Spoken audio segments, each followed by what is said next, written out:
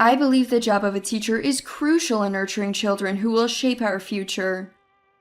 Shouldn't those who take on this role possess a strong sense of purpose and the basic courtesies of being a human being?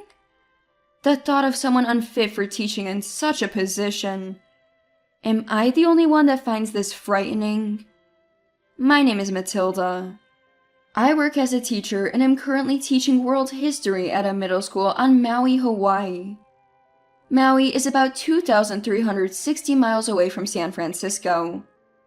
It's usually a remote island with few flights, far removed from the urban image of San Francisco. I had my reasons for wanting to teach on a remote island, and as if by good timing, my husband Royce got transferred to a government office in Maui, which sped up our move here. Royce has a deep interest in regional revitalization and a strong sense of mission, dreaming of boosting tourism on remote islands. While my husband and I work in different fields, administration and education, we share a common desire to uplift areas that might be at a disadvantage compared to urban centers. But putting Royce's story aside for a moment, I became a teacher largely due to my parents' influence. My father, a former middle school principal, was elected to the city's education board for his achievements. My mother, after 25 years as an elementary school teacher, became an education advisor, offering guidance to struggling teachers and parents, earning widespread trust. Growing up watching my parents, I aspired to be like them. Though I never attended their classes, the praises I heard and the words of gratitude from their students and holiday cards showed their caliber as educators. As their daughter, I felt a mix of pride and happiness, and a deep desire to become a teacher like them. To become a teacher, obtaining a teaching license is essential. One must earn a degree from a college or junior college, complete teaching practice, and acquire the necessary credits. With a deep desire to understand education, I entered a national university of education. Lectures by renowned professors and connections with like-minded peers expanded my skills and boosted my motivation. During my college years, I had two significant experiences, or memories involving two people. One good, one bad, but which one should I start with? There was a volunteer education research group in college. This group actively exchanged ideas with other universities and focused on networking with like-minded individuals. At these regular meetings, not only were there social gatherings, but also opportunities to present our views. At one such meeting, I, representing my university, passionately spoke about my studies and my eagerness to excel as a teacher. After my presentation, the room erupted in applause and praise. A moment of great satisfaction and joy for me. It was then that Ruby, a fellow student from another university, approached me.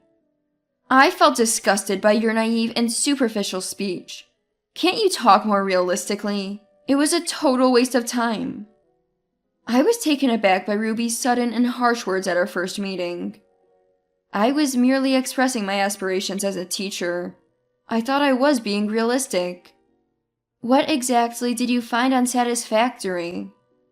As I responded, Ruby turned red with anger, hurling irrational insults before leaving in self-satisfaction. I had never encountered someone like her before and was left dumbfounded.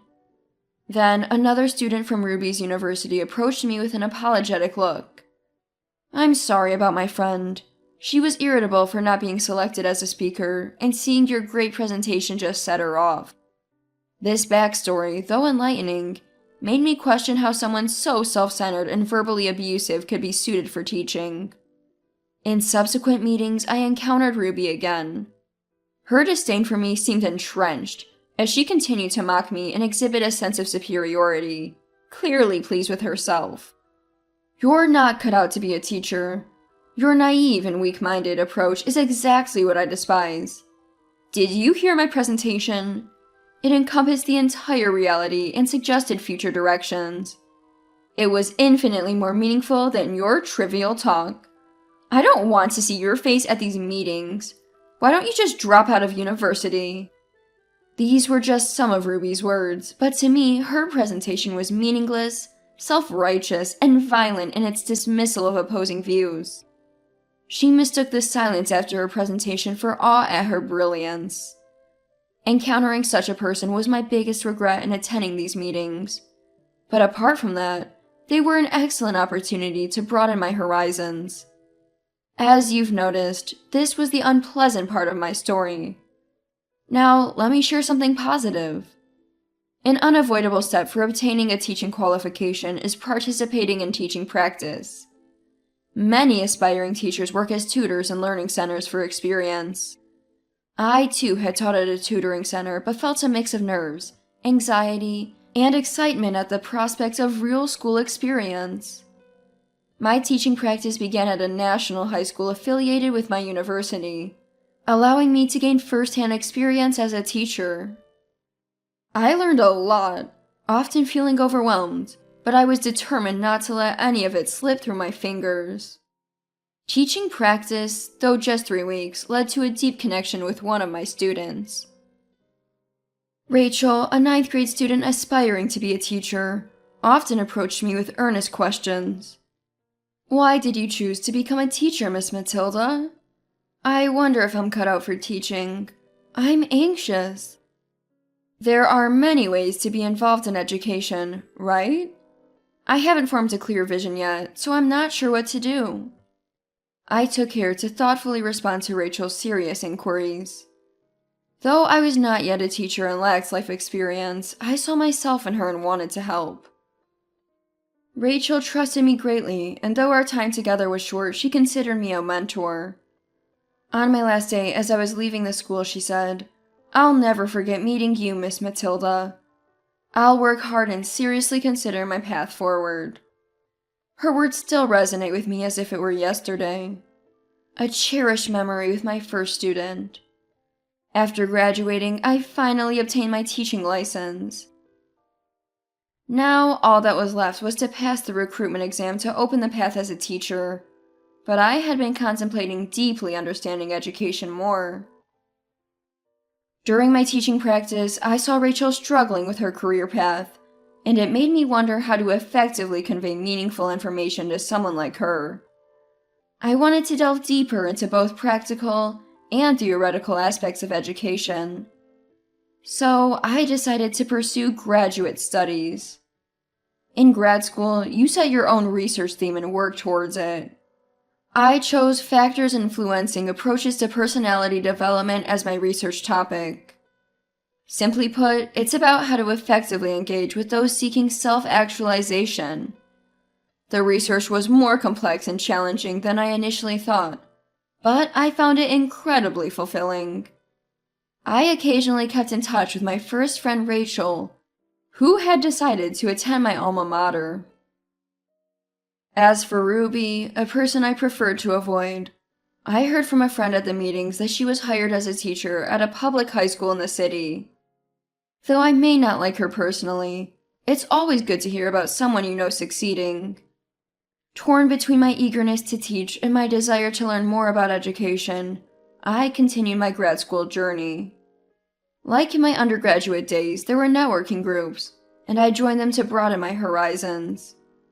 The group included professionals interested in education, allowing me to discover worlds unknown to me, making each meeting exciting. It was at one of these meetings that I met Royce, my future husband.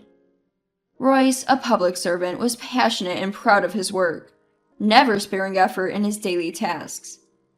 He was a great conversationalist, and our talks often set my heart racing. Eventually, I realized these flutters were signs of affection for Royce, which unsettled me as I had never been in a relationship before. Embarrassingly, I acted awkwardly around him several times due to my unfamiliar feelings. During this time of growing affection, Royce confessed his feelings for me, and we began dating, bringing me immense joy. As our relationship progressed smoothly and my graduate studies advanced, I finally graduated. I passed the teacher recruitment exam, was hired at a local high school, and received a marriage proposal from Royce. It was a time of significant beginnings in both my personal and professional life. Filled with high expectations of standing in front of students and interacting with them, I was ready to embark on my journey as a teacher. But a surprising event shattered these expectations. On my first day at the new school, I encountered someone I had hoped never to meet again. Ruby. By some twist of fate, she was working as a teacher at the same school I was assigned to. After my introduction on the first day, Ruby quickly started her harassment. "I'm surprised someone like you could become a teacher. How many years has it been since you graduated? And now you're just starting as a newbie? How incompetent can you be?" She scoffed. But I chose not to mention my graduate studies. It seems like an unnecessary hassle. When I remained silent, Ruby seemed to take it as a cue to continue her tirade against me. Despite years passing since our university days, her relentless animosity towards me was almost frightening. My subject was world history, and Ruby taught mathematics. Though our interactions were minimal due to our different subjects, Ruby always found a way to interfere. It was particularly burdensome when Ruby joined the committee for a school event. She had no business with my classes, but she would say, "Poor students having to endure your class. Luckily, they have my superior lessons as salvation. My students say they find my classes interesting and easy to understand." On the other hand, I never heard anything positive about Ruby's classes. I tried to ignore her, but that seemed to annoy her even more, making her provocations unbearable. A year of being tossed between my dream teaching life and the nightmare that was Ruby passed. And I was finally approved for my long-desired position at a remote island middle school. I wanted to implement my research theme, educational approaches to environmental differences, in a practical setting. Fortunately, Royce also received an assignment to the same island, allowing us to relocate together. When my transfer was confirmed, Ruby approached me, laughing. "Going to the countryside? Perfect for an incompetent like you. It's like being a fallen warrior." "It's for my research and a new challenge. Calling it countryside is disrespectful to the islanders." Unable to ignore her rude remark, I retorted only for her to laugh, and belittle my career choices, claiming it was pathetic. Convinced she was right, there was no reasoning with her. "I'm transferring to a prestigious private high school. They specifically asked for someone as capable as me." Ruby proudly boasted about being hired at a prestigious school. One a banished incompetent, the other an excellent and beautiful female teacher. The contrast couldn't be clearer. Her comments about exile and beauty were so ridiculous that I just nodded and left. The students on the island, still somewhat naive compared to city high schoolers, were pure and sincere. I dedicated myself to my new teaching role. Royce, too, was working hard at his new job, boosting the island's tourism. 3 fulfilling years passed in this nature-rich environment, working and focusing on my research. Then I was invited to present my research findings at a conference in the city.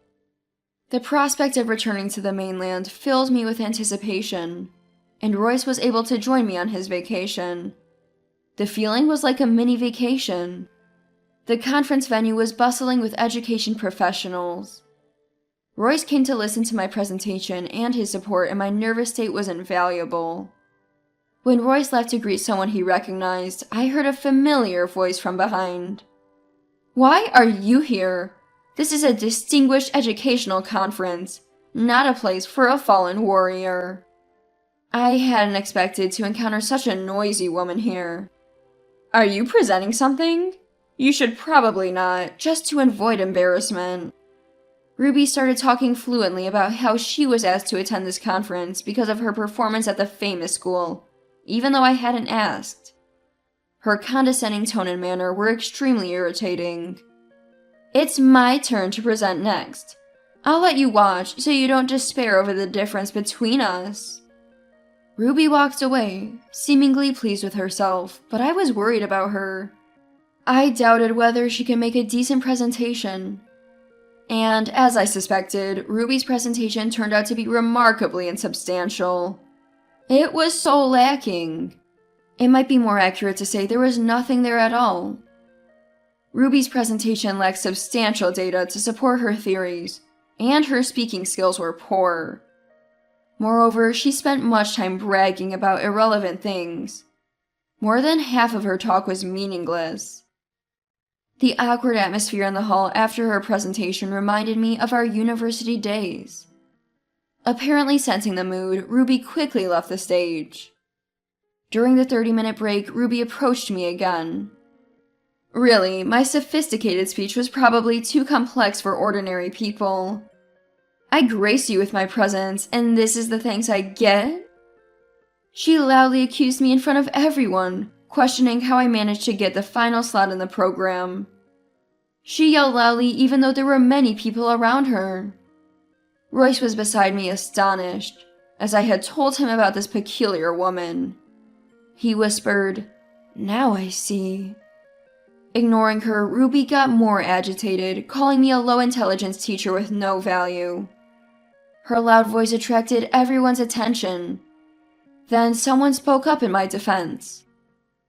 "Matilda is a wonderful teacher, very different from a fake like you."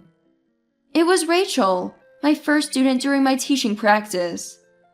We had maintained a close relationship as she attended my alma mater. Rachel, after much contemplation and my advice, decided to support teachers rather than teach herself. She now worked for the Board of Education and was involved in organizing this conference. "Ruby, I've heard quite a lot about you. My job keeps me well informed," Rachel said. Startled at first, Ruby quickly regained her composure and retorted, "Such insolence from a worthless teacher and a young girl. Go away, you're useless." Then an angry voice echoed, "Who are you speaking to like that?"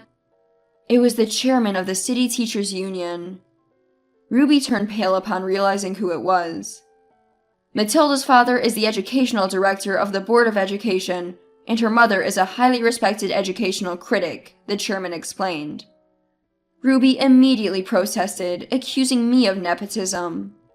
"Daughter of the educational director?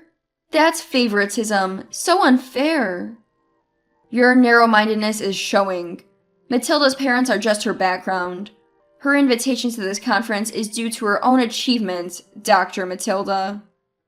"Wait, doctor? What do you mean?" Ruby was confused. After completing my master's degree, I faced a dilemma about my career path. Torn between teaching and future research, I chose research. I continued the doctoral program and earned my PhD. Upon graduation, I asked the professors who wanted me to stay at the university if I could gain some practical experience by teaching. I had accumulated significant research on island education, and my long-term thesis was complete. This conference was an opportunity to present my findings. Then Royce, who was listening, said, "That was Ruby, right? We've been noticing a lot of issues with her. Discussions are underway whether to let her continue teaching." "What are you talking about? Who are you?" Ruby murmured in a fading voice, her face turning pale. "Royce is a civil servant. Specifically, a national civil servant with a position in the U.S. Department of Education. He was on assignment to the island as part of a personnel exchange with the Ministry of the Interior, working on a rehabilitation program for problematic teachers. Because of this, he kept receiving updates about such teachers.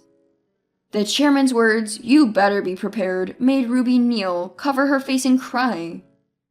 After my presentation, I received thunderous applause. Ruby had quietly disappeared from the venue. Royce and I had been assigned to the island for 3 years. I was expected to return to the university, and Royce's secondment was ending, so he was returning to the Department of Education.